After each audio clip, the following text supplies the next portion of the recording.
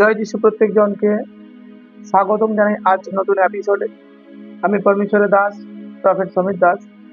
প্রভু প্রত্যেকজনের জীবনে বড় আশীষ করুক, প্রভু প্রত্যেকজনের জীবনে বড় মহিমা করুক, প্রত্যেকজনের জীবনে পরমেশ্বর বড় কৃপার অনুগ্রহ গেট খুলে দিক। আমি বিশ্বাস করি যতজন আজ এই এপিসোড দেখছো, যতজন আজ তোমরা এই এপিসোড শুনতেছ, প্রভু প্রত্যেকজনের জীবনে বড় মহিমার অনুগ্রহ করে রেখেছেন। পিতা প্রত্যেকজনের জীবনে বড় দয়া, বড় আশীষের দ্বার খুলেছেন। আমি বিশ্বাস করি সর্বশক্তিমান ঈশ্বর বাহিনীগণের সদাপ্রভু তিনি বড় মহিমা তোমাদের প্রত্যেকজনের জীবনে তিনি প্রকাশ করতেছেন এবং তোমাদেরকে প্রভু দীর্ঘ আয়ুর সঙ্গে আশীষিত করেছেন। আমেন।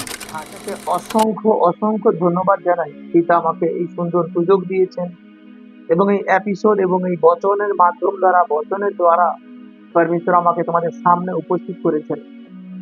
সত্যি এই চমৎকারী বচন যা আমাদেরকে আগে বাড়ায়, আমাদের জীবনকে বদলায়। আমি আজ তোমাদের কাছে যে প্রচারের মাত্রা এবং যে প্রচারের মাধ্যমে কথা বলবো, এই প্রচার সত্যি অতি উত্তম। পরমেশ্বর আমাদেরকে কথা দিয়েছেন। প্রভু আমাদের সঙ্গে এক সংকল্পে তিনি আবদ্ধ এবং ঈশ্বর তিনি মনুষ্য নয় যে কথা দিয়ে কথা রাখেন না, তিনি কথা রাখেন। আজ যতজন আমাকে শুনছো, তুমি হয়তো বিভিন্ন ভ্রান্তির মধ্যে আছো, তুমি বিভিন্ন সংকটের মধ্যে আছো, বিভিন্ন জায়গা থেকে বিভিন্ন সমস্যার মধ্যে আছো, কিন্তু আমি তোমাকে পরমেশ্বরের সেই প্রচার, পরমেশ্বরের সেই বার্তা শোনাবো, যেই মেসেজ, যেই বার্তা আমাদের জীবনকে বদলায়, আমাদের জীবনের হার এক কঠিন পরিস্থিতি থেকে প্রভুই আমাদের বাহির করেন। তাই বিশ্বাস করো, আজ ভরসা করো, প্রভুর ওপরে আস্থা রাখো। দেখো সত্যি তিনি জীবন্ত পরমেশ্বর, তিনি অনুগ্রহকারী পরমেশ্বর, তিনি সত্যময় পরমেশ্বর। যখন আমরা সত্যি প্রভু পরমেশ্বরের সঙ্গে যুক্ত হই, আমরা সত্য দ্বারা প্রভুকে খোঁজার চেষ্টা করি, প্রভুকে জানার চেষ্টা করি এবং সেই সত্য দ্বারাই আমরা প্রভুকে পাই। আর সেই সত্য পথ প্রভুই আমাদেরকে জানায়। তাই যতজন আমাকে শুনছো এবং দেখছো, এসো আমরা ছোট্ট প্রার্থনা করব। এই ছোট প্রার্থনার মাধ্যম দিয়ে আমরা এই এপিসোড শুরু করব এবং তারপরে বচনে যাব। প্রত্যেকজন চোখে বন্ধ করো। পিতা, আমি তোমায় ধন্যবাদ করি। মহান ঈশ্বর, সর্বশক্তিমান আমার পবিত্র পিতা, আমি অসংখ্য রূপে তোমাকে ধন্যবাদ জানাই। এই সুন্দর সময় তুমি আমাদের দিয়েছো প্রভু। যতজন সন্তান তারা দেখছে প্রভু, তারা শুনছে প্রভু, তাদের প্রত্যেক জনের জীবনে তুমি বড় দয়া করো, তাদের প্রত্যেক জনের জীবনে তুমি বড় কৃপা করো, অনুগ্রহ করো প্রভু। এবং আজকের বাক্য, তোমার বাণী, তা আমাদেরকে বুঝতে তুমি শক্তি দাও প্রভু, এবং আমাকে বলতেও শক্তি দাও। যতজন আজকের এই সুসমাচার তারা শুনবে, যারা দেখবে, সত্যি তাদের জীবনে তুমি অদ্ভুত কার্যকারী করবে। প্রভু যিশু নামে প্রার্থনা চাই। Amen, amen, hallelujah. God bless you all. প্রভু সব জনকে আশীর্বাদ করুক এবং প্রভু সত্যি আমাদেরকে উত্তম বচন দিয়েছেন, তিনি সত্যি আমাদেরকে এই সুন্দর স্থান দিয়েছেন তিনি, এবং প্রভুর বচন দ্বারা আমরা আলোচনা করার সুযোগও পেয়েছি। তাই এসো এই আলোচনার মাত্রাকে আমি আগে বাড়াই এবং প্রচারকে আগে বাড়াই। আমি বচন দেখবো জিরোমিয়ার পুস্তক থেকে, তার 30 অধ্যায় 16 এবং 17 পদ। হালেলুয়া। জিরোমিয় 30-এর 16 এবং 17 এই বচনকে দেখবো। লেখা আছে, অতএব যাহারা তোমাকে গ্রাস করে তাহারা সকলে গ্রাসিত হইবে, তোমার বিপক্ষগণ সকলেই বন্দী দশার স্থানে যাইবে, এবং যাহারা তোমার সম্পত্তি লুট করে তাহারা লুটিত হইবে, ও যাহারা তোমার দ্রব্য হরণ করে সেই সকলের দ্রব্য আমি হরণ করাইব। 17তে লেখা আছে, কারণ আমি তোমার স্বাস্থ্য ফিরাইয়া আনিব ও তোমার ক্ষত সকল ভালো করিব, ইহা সদাপ্রভু কহেন। কেননা তাহারা বলে, এ দরিদ্রিতা, এ সেই সিয়ন যাহার অন্বেষণ কেহ করে না। আমেন। পরমেশ্বর এখানে এক বচন বলছি কি, যতজন আজ পরমেশ্বরের অনুসারী আছে, সাচ্চা পরমেশ্বরের ভক্ত, সাচ্চা পরমেশ্বরের লোক, আজ আমরা বহুত জনকে দেখি, প্রচুর জনকে আমরা দেখি প্রভুকে নিয়ে বলতে, প্রভুর সুসমাচার, প্রভুর মেসেজ প্রচুর প্রচুর জনকে, কিন্তু বাইবেল আমাদেরকে সেই ব্যক্তির জন্যই প্রফেসি করাচ্ছে যে সাচ্চা প্রভুর ভক্ত, সত্যে পরমেশ্বরের খোঁজ করছে, তার মধ্যে লোভ নেই, তার মধ্যে মিথ্যে লালসা নেই, কামনা বাসনা, এগুলো জগদীশ হার এক নেগেটিভ পয়েন্ট তার মধ্যে নেই, থাকতে পারে না। ঠিক সেই ব্যক্তির জন্যই প্রফেসি উঠে আসছে। আজ তুমি বলছো, পাস্টার আমি পাপ কাজ ছেড়ে আমি প্রভুর দিকে ফিরেছি, আমি প্রভুর সঙ্গে যুক্ত হয়েছি, আমি আমার পিতার সঙ্গে যুক্ত হয়েছি, আমার জন্য প্রভুকে এই বচন দিয়েছেন। বচন তার জন্য বলছে, অতএব যাহারা তোমাকে গ্রাস করে তারা সকলে গ্রাসিত হইবে। যদি তুমি পাপ কাজকে ছেড়ে, তুমি অশুদ্ধতা কাজ করে ছেড়ে তুমি প্রভুর পিছনে চলছো, প্রভুর সঙ্গে চলছো এবং প্রভুর প্রত্যেকটা আজ্ঞা তুমি পালন করতেছো। শোনো, প্রভুর আজ্ঞা পালন মানে এই নয় যে তুমি কাজ কর্ম সব বন্ধ করে দাও। প্রভু এ বিষয়ে বলেন যে প্রভুর আজ্ঞা পালন মানে তুমি তোমার জীবিকার জন্য কাজ কর্ম সব বন্ধ করে দেবে। আমাদের জীবন পরিবর্তন হয়, কিন্তু আমাদের দৈনন্দিন জীবিকা, জীবনযাপন, এগুলো আমাদের মধ্যে চালু রাখতে হয়। যে ব্যক্তি ধার্মিক, যে ব্যক্তি পরমেশ্বরের বান্দা, পরমেশ্বরের সঙ্গে চলছে, ন্যায়ের পথে চলছে, ইহোবা পরমেশ্বর তার জন্য ন্যায় করতেছেন, ইহোবা পরমেশ্বর তার জীবনকে আগে বাড়াচ্ছে, ইহোবা পরমেশ্বর তার জীবনের জন্য বলছে, তোমার বিপক্ষগণ সকলেরই বন্দিত স্থানে যাইবে এবং যাহারা তোমার সম্পত্তি লুট করে তারা লুটিত হইবে। ভাবিত হইও না, চিন্তিত হইও না। মনে রেখে দিও, যদি তুমি সৎ পথে আছো, যে তোমার বিপক্ষে দাঁড়াচ্ছে, যে তোমাকে নষ্ট করার জন্য উঠে পড়ে লাগতেছে, যে তোমার ক্ষতি করার জন্য আসছে, মনে রেখো তোমার ঈশ্বর তোমার জন্য লড়ছে। মনে রাখবে, তোমার প্রভু তিনি তোমার সঙ্গে আছেন।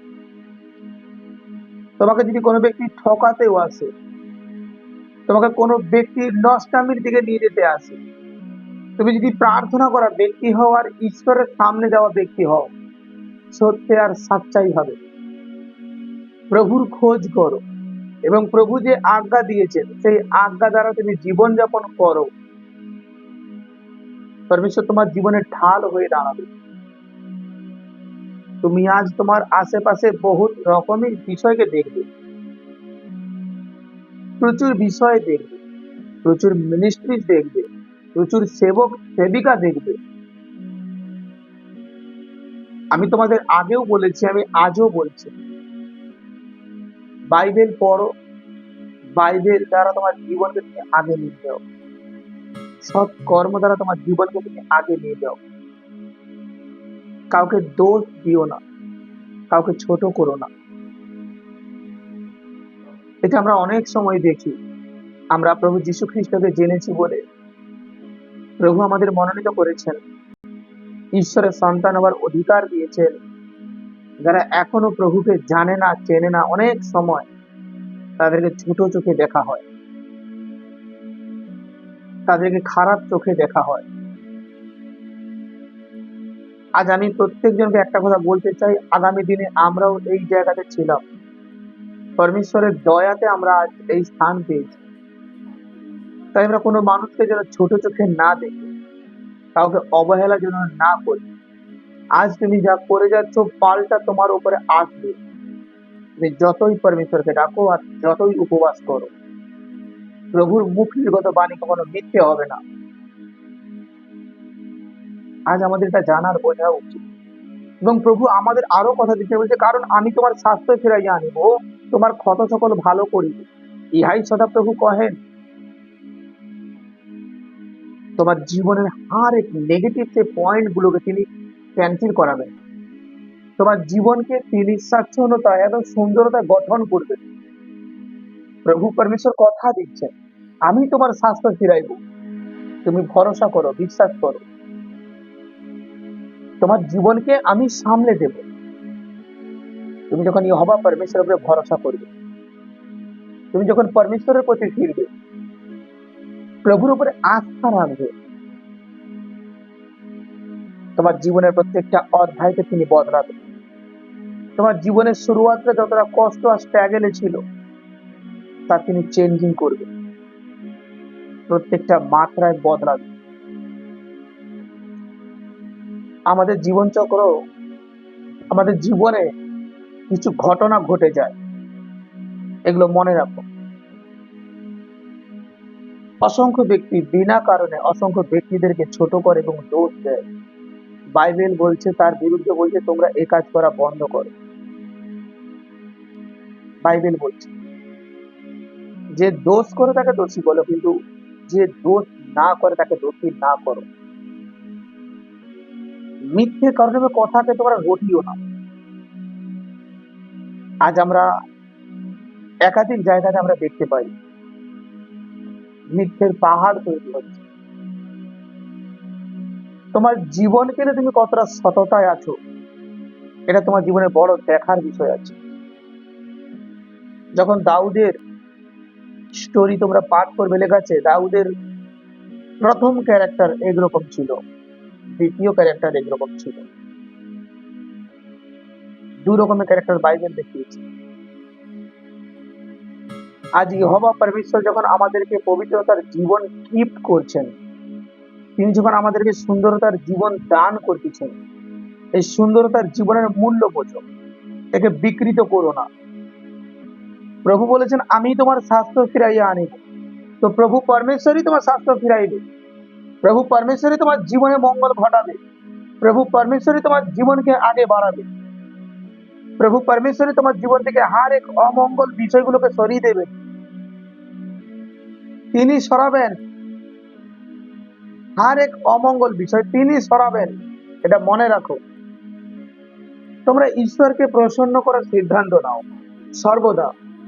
ঈশ্বরকে খুশি করার সিদ্ধান্ত নাও। কি করে ঈশ্বরকে খুশি করবে এটা জানো আগে, এটা বোঝো আগে। আমাদের এটা সব থাকতে বড় বিষয়, আমাদের জীবনে অনেক ভুল বা অনেক সিস্টেম আমরা এমন ভাবে চলি, আমরা নিজেরা তো খুশি হয়ে যাই বা নিজেদেরকে নিজেরা প্রসন্ন করি, কিন্তু ইহোবা পরমেশ্বরের জন্য নয়। তাই আমি তোমাদের আজ বলছি, তোমরা ইহোবা পরমেশ্বরকে খুশি করো। প্রভু যিশুর প্রত্যেকটা আজ্ঞা ডিসিপ্লিনকে মানো। আমি তোমাদের সত্য সত্য বলছি, প্রভু পরমেশ্বর যে আজ্ঞা, যে ডিসিশন আমাদেরকে দিয়েছেন বা তিনি যে সকল পথ আমাদেরকে দেখিয়েছেন, আমাদের উচিত সেই সকল পথকে আগানো এবং যাওয়া। মানুষ বিভিন্ন ভাবে পরমেশ্বরের আরাধনা করছে, বিভিন্ন রকম ভাবে আরাধনা করছে। ঈশ্বরের আমাদের ইচ্ছাও এক, কোন ইচ্ছা? স্বর্গরাজ্য। আর আমরা যতজন আজ প্রভুর রাজ্যের জন্য প্রভু আমাদেরকে দাঁড় করিয়েছেন, যেন আমরা আত্মা বাঁচাই, হ্যাঁ কি বা না?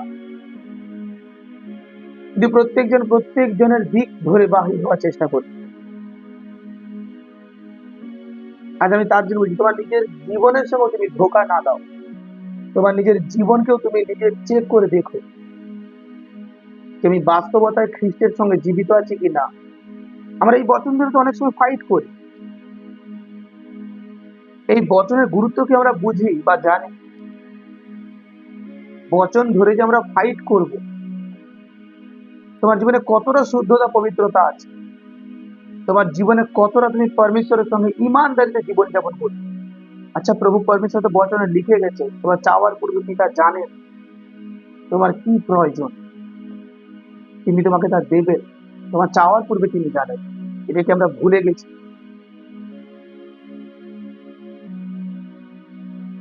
অসংখ্য ব্যক্তি বাইবেল পড়ে না, অসংখ্য ব্যক্তি বাইবেল দেখে না,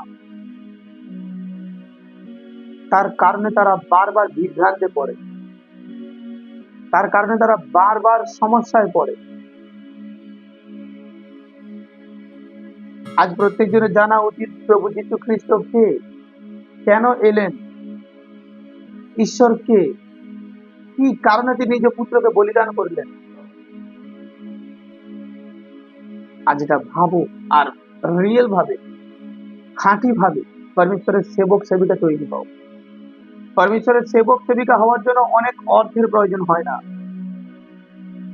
পবিত্রতার জীবন প্রয়োজন। এই বচন আমাদের জীবনে তখনই কার্যকারী করে যখন আমরা স্বেচ্ছাভাবে ঈশ্বরের সঙ্গে যুক্ত থাকি। সত্যি তাই আমাদের জীবনে হয়, যখন আমাদের পিছনে কেউ ক্ষতি করার চেষ্টা করে, ইহোবা পরমেশ্বর তাকে দাঁড় করিয়ে দেয়, তাকে থামিয়ে দেয়।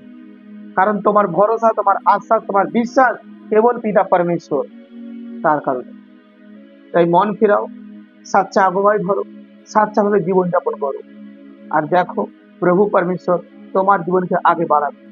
প্রভু পরমেশ্বর তোমার জীবনে বড় থেকে বড় মহিমা করবে। হালেলুয়া। God bless all. সবজন সুস্থ থাকো, সুন্দর থাকো। দেখা হবে আবার আগামী কোনো এপিসোডে। প্রভু প্রত্যেকজনকে দীর্ঘ আয়ু দিক, পবিত্র প্রভু যিশুর নামে। আমেন।